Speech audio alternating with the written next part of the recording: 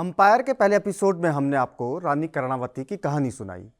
वो रानी कर्णावती जिसने मुगल सेना को न केवल पराजित किया बल्कि गढ़वाल पर आंख उठाने की सजा देते हुए शाहजहां के सैकड़ों सैनिकों की नाक काटकर उन्हें वापस दिल्ली की ओर मोड़ दिया। लेकिन दिल्ली और गढ़वाल के बीच की ये लड़ाई यहीं खत्म नहीं हुई, बल्कि ये लड़ाई इन दोनों रियासतों की अगली पीढ़ी तक भी पहुंची। यानी जब मुगलिया सल्तनत की कमान शाहजहां के बेटे औरंगजेब के हाथों में आई और इधर गढ़वाल रियासत की कमान रानी कर्णावती के बेटे पृथ्वीपति शाह ने संभाली। नमस्कार, मैं हूं मनमीत और आप देख रहे हैं 12 मासा का विशेष कार्यक्रम द अंपायर।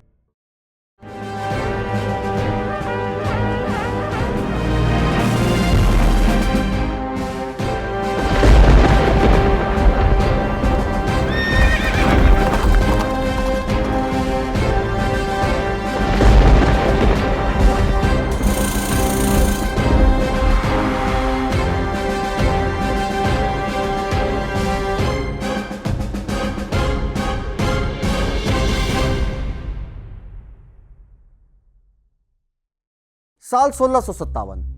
मुगल बादशाह शाहजहां की तबीयत बिगड़ी नहीं कि चारों बेटे सत्ता संघर्ष में उलझ गए। मुगलिया तख्त को हासिल करने का जुनून ऐसा था कि भाई ने भाई का गला काटा। शाहजहां को मौत आने से पहले ही उसके तीनों बेटों की मौत आ गई और जिंदा बचा सिर्फ एक बेटा जिसका नाम था मुहीउद्दीन मोहम्मद औरंगजेब। अपने सभी भाइयों को मौत के घाट उतारने के बाद औरंगजेब को तख्ते ताउस मिला और उसी दिन उसे आलमगीर के खिताब से भी नवाजा गया। सत्ता का सबसे प्रबल दावेदार दारा शिकोह समेत सभी भाइयों की हत्या के बाद औरंगजेब को सत्ता को सीधी चुनौती देने वाला अब कोई नहीं बचा था। लेकिन उसके सलाहकारों को एक चिंता अब भी सता रही थी। ये चिंता थी दारा शिकोह के बेटे सुलेमान शिकोह का अब भी जीवित होना। सलाहकारों का मत था कि सुलेमान शिकोह जब तक जिंदा रहेगा औरंगजेब के खिलाफ बगावत की उम्मीद भी तब तक जिंदा रहेगी। उधर सुलेमान शिकोह भी इस बात से बेखबर नहीं था कि उसकी जान खतरे में है। वो जानता था कि उसके पिता की बेरहम हत्या करने वाला औरंगजेब उसे भी नहीं छोड़ेगा।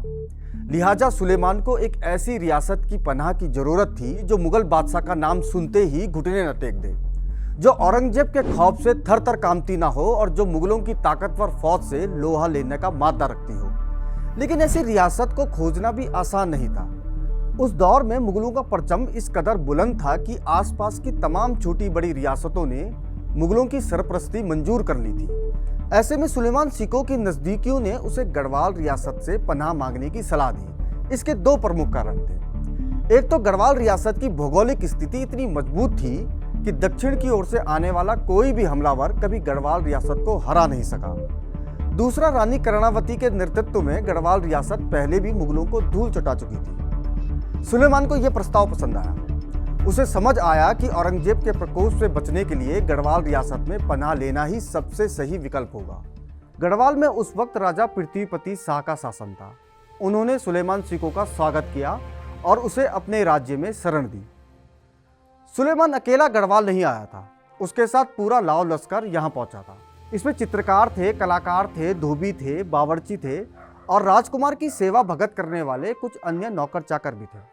राजा पृथ्वीपति शाह ने इन लोगों को टिहरी जिले में चंद्रबदनी मंदिर के पास अंजनी सैण और भागीरथी नदी के दूसरी तरफ बेलचौरी के इलाकों में बसने की इजाजत दी। यहाँ आज भी जो गांव मौजूद है उनके बसने का सिलसिला उसी दौर में शुरू हुआ था।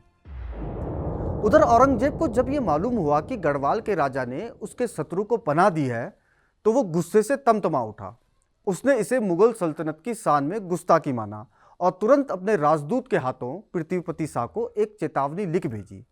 उसने लिख भेजा कि अगर सुलेमान शिकोह को जल्द से जल्द दिल्ली ना भेजा गया तो गढ़वाल रियासत का नामो निशान मिटा दिया जाएगा। पृथ्वीपति शाह सुलेमान को जुबान दे चुके थे। वह उसे शरण देने और उसकी रक्षा करने के लिए प्रतिबद्ध थे। औरंगजेब की चेतावनी के बाद भी वह अपने फैसले में अड़िग थे। उन्होंने औरंगजेब को उसी की भाषा में तीखा जवाब लिखवा भेजा और ये साफ कर दिया कि उन पर उसकी धमकियों का असर नहीं होने वाला। पृथ्वीपति शाह के दरबार की शान माधव सिंह भंडारी और त्रिखोला लोधी जैसे योद्धा भी अपने राजा के फैसले से पूरी तरह से सहमत थे। इन वीर भड़ों ने 13वीं सदी के चौहान राजा हम्मीर देव को याद किया, जो खिलजी के मंगोल विद्रोहियों को शरण देने के चलते शहीद हो गए, लेकिन अपने वादे को टूटने न दिया। माधव सिंह भंडारी ने अपने राजा से कहा कि हमारा इतिहास ऐसे वीर गाथाओं से भरा पड़ा है जब हमने जान देकर भी वचन निभाए हैं। आज समय है जब हमें अपनी उसी गौरवशाली इतिहास को दोहराना है। औरंगजेब इस बात से लगातार खिसिया रहा था कि गढ़वाल नरेश पर उसकी धमकियों का कोई असर नहीं हो रहा, लेकिन वो ये भी जानता था कि गढ़वाल का भूगोल इतना कठिन है कि उसे युद्ध में जीतना आसान नहीं होगा। लिहाजा उसने कूटनीति का सहारा लिया। कैसी कूटनीति? इसका जिक्र इतिहासकार डॉक्टर के.आर. कानूनगो की किताब दारा सिकोह में विस्तार से मिलता है। वो लिखते हैं कि इस कूटनीति की जिम्मेदारी औरंगजेब ने अपने वफादार जयसिंह को सौंपी। जयसिंह ने सबसे पहले माधव सिंह भंडारी को लालच देने की कोशिश की। इसमें नाकामयाब होने के बाद जयसिंह ने गढ़वाल के एक अन्य मंत्री को अपने षड्यंत्र में शामिल किया। उसने मंत्री को विश्वास दिलाया कि सुलेमान को पकड़वाकर वो सीधे मुगल बादशाह औरंगजेब का चहेता बन सकता है। यह मंत्री जयसिंह की बात में आ गया और उसने बीमार चल रहे सुलेमान को दवाइयों के साथ खतरनाक जहर देने की साजिश रची। लेकिन इस बीमारी ने सुलेमान को भी दुगना चौकन्ना बना दिया था। वो छाछ भी फूंक फूंक कर पी रहा था। जहरीली तरल दवा पीने से पहले उसने एक बिल्ली को ये पिलाई और मंत्री के षड्यंत्र का वहीं भांडा फूट गया।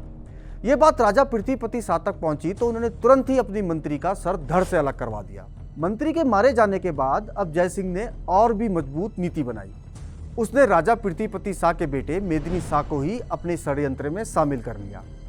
उसने मेदिनी शाह को उकसाया कि वो अपने पिता की हत्या करके खुद राजा बन जाए और सुलेमान को औरंगजेब के हवाले करके उस मुगल सल्तनत का करीबी बन जाए जिसका परचम पूरी दुनिया में फहराया जाता है। मेदिनी शाह जयसिंह की बातों में आ गया। रियासत के कुछ सामंत और राज परिवार के कुछ सदस्य पृथ्वीपति शाह से नाराज चल रहे हैं।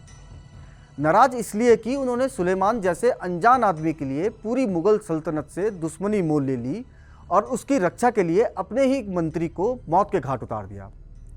इसी नाराजगी को भुनाते हुए मेदिनी शाह ने अपने पिता के खिलाफ खुला विद्रोह छेड़ दिया। जयसिंह को लगा कि इस विद्रोह के बाद तो पृथ्वीपति शाह पूरी तरह से टूट जाएंगे और सुलेमान को दिल्ली भेजने को मजबूर हो जाएंगे। लिहाजा उसने अपने बेटे राम सिंह को श्रीनगर भेजा कि वो खुद पृथ्वीपति शाह से मिले और सुलेमान को बंदी बनाकर दिल्ली की ओर ले आए। लेकिन पृथ्वीपति शाह ने इस बार भी उसकी सारी उम्मीदों पर पानी फेर दिया। उन्होंने राम सिंह को ये कहते हुए बैरंग ही लौटा दिया कि जब तक मेरे शरीर में प्राण है सुलेमान का कोई भी बाल बांका नहीं कर सकता। सुलेमान की सुरक्षा को लेकर पृथ्वीपति शाह प्रतिबद्ध थे, लेकिन उनके खिलाफ चल रहे षड्यंत्र दिनों दिन बढ़ते जा रहे थे और सुलेमान इस बात से अनजान भी नहीं थे। उन्होंने तय किया कि वो बिना किसी को बताए चुपचाप गढ़वाल रियासत से निकलकर तिब्बत की ओर चले जाएंगे। मौका देखकर एक रात सुलेमान अपने कुछ बेहद करीबी लोगों के साथ तिब्बत की ओर बढ़ चले।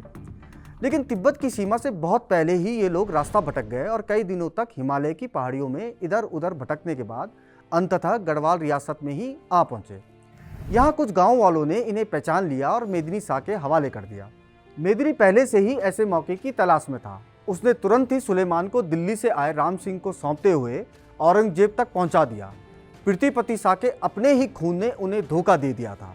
इस घटना के बाद उन्होंने मेदिनी शाह को तो हमेशा के लिए रियासत से निकाला दे दिया, लेकिन बताते हैं कि इस धोखे से उनको ऐसा आघात लगा कि अपनी आखिरी सांस तक वो इससे उभर नहीं सके और ताउम्र दोहराते रहे कि मेरे बेटे का पाप भविष्य में जरूर रंग लाएगा, ये राज्य, इसका ऐश्वर्य सब धूल में मिल जाएगा। इस घटना के कुछ समय बाद ही साल 1662 में औरंगजेब ने सुलेमान सिकोह की हत्या करवा दी। संयोग देखिए कि सुलेमान को मौत के मुंह में धकेलने वाले मेदिनी शाह की भी ठीक इसी साल दिल्ली में मौत हो गई। इतिहास के पन्नों से निकालकर ये जो किस्सा हमने आपको आज सुनाया, उसका जिक्र 17वीं सदी के इतालवी यात्री निकोलाओ मानुची, इतिहासकार श्री प्रसाद डबराल और डॉक्टर के.आर. कानूनगो की किताबों में विस्तार से दर्ज है। हालांकि एडविन एटकिसन और जी.आर.सी. विलियम्स की किताबों में इसी घटना की कुछ अलग व्याख्याएं भी मिलती है, लेकिन उनमें इतने विरोधाभास है कि उनकी प्रामाणिकता हमेशा सवालों से घिरी रही है। बहरहाल जाते जाते आपको इस घटना से जुड़ी एक दिलचस्प जानकारी और बताते हैं। इस किस्से की शुरुआत में हमने आपको बताया था कि सुलेमान सिकोह जब गढ़वाल आया तो वो अकेला नहीं था, उसके साथ पूरा लाव लश्कर यहाँ आया था। गढ़वाल नरेश ने इन लोगों को टिहरी जिले में अंजनी सैन के पास बसने के लिए जगह दी थी। इसके कुछ समय बाद सुलेमान की तो मौत हो गई, लेकिन उसके साथ ये तमाम लोग फिर हमेशा के लिए यहीं के होकर रह गए।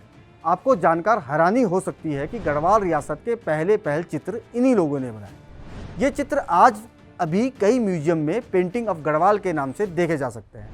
इन लोगों से जुड़ा एक दिलचस्प किस्सा ये भी है कि साल 1820 के आसपास जब मसूरी में अंग्रेज बसने लगे तो उन्हें मांस और खासकर बीफ पकाने वाले कारीगरों की दरकार हुई। गढ़वाल में ऐसे लोगों का मिलना मुश्किल था जो ये काम कर सकते। तब राजा ने अंजनी सैन से इन्हीं लोगों को इस काम के लिए भेजा। इनमें एक वर्ग तो ऐसा था ही जो कभी मुगलों का किचन संभाला करता था। अब इन्हें अंग्रेजों के किचन की भी जिम्मेदारी मिल गई। इससे हुआ ये कि इनकी पाक कला वक्त के साथ कदम ताल करती हुई निखरती गई और इन्होंने देश विदेश में अपनी अलग पहचान बनाई। बल्कि आज भी अंजनी सैन के कारीगर दुनिया भर में अपने हाथ के स्वाद के लिए जाने जाते हैं। कभी औरंगजेब से बगावत करके गढ़वाल पहुंचे ये लोग आज हमारे पहाड़ का अभिन्न हिस्सा है और कमाल की फराटेदार गढ़वाली बोलते हैं। ये किस्सा आपको कैसा लगा हमें कमेंट करके जरूर बताएं। इस कार्यक्रम के आने वाले एपिसोड में भी हम आपको गढ़वाल और कुमाऊं की रियासतों के इतिहास से रूबरू करवाते रहेंगे। देखते रहें बारामासा। हमारी वेबसाइट baramasa.in और हमारे YouTube चैनल पर वीडियोज को लाइक करें और चैनल को सब्सक्राइब कर लें। घंटी का आइकन दबा लेंगे तो आपको सारे अपडेट्स मिलते रहेंगे। नमस्कार।